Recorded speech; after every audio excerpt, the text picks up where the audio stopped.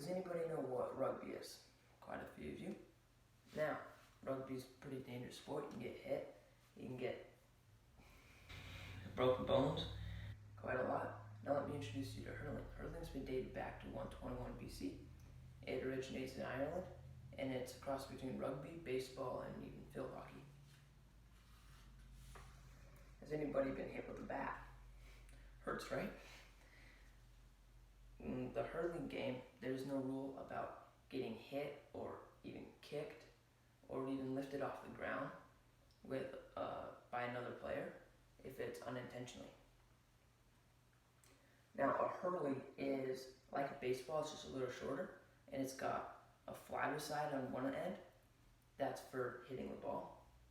And then the ball is a sleetar, which is a softer leather ball stitched around kind of like a baseball.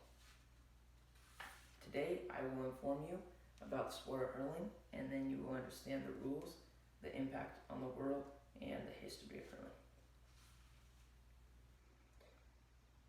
The definition is the fastest sport on grass.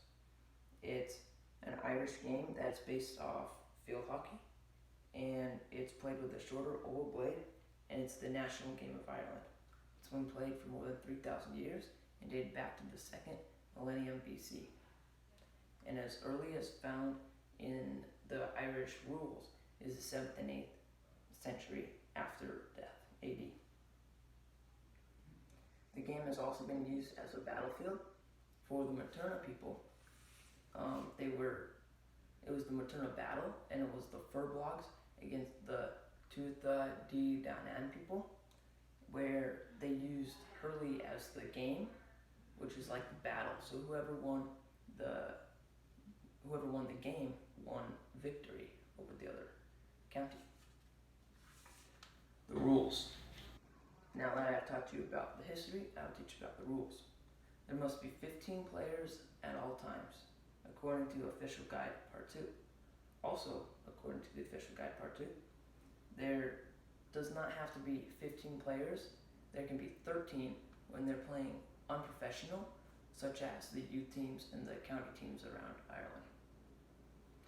If a player is given a yellow card by the ref, it is a warning. If they're given a black card, they're kicked out. Once the ball is in, the game starts right away. Once the whistle is blown, the game goes.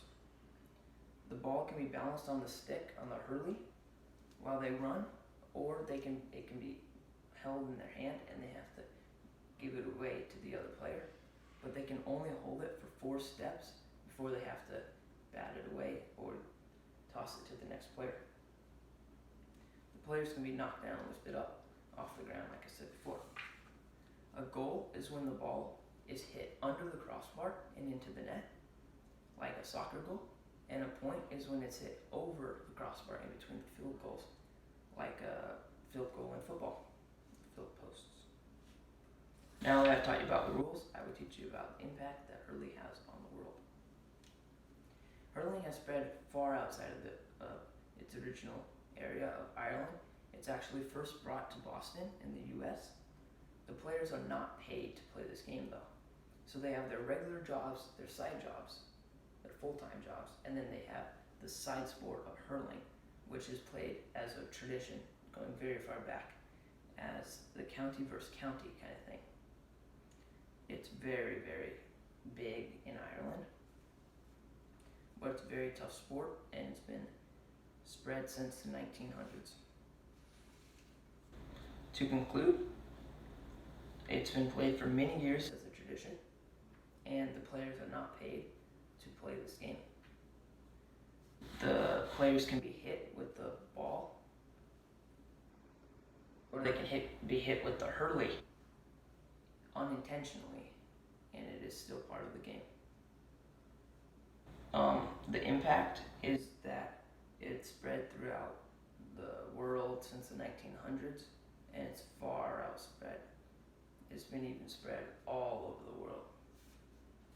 Sources are Official Guide Part 2, the Irish Times, and the History of Hurling. Thank you.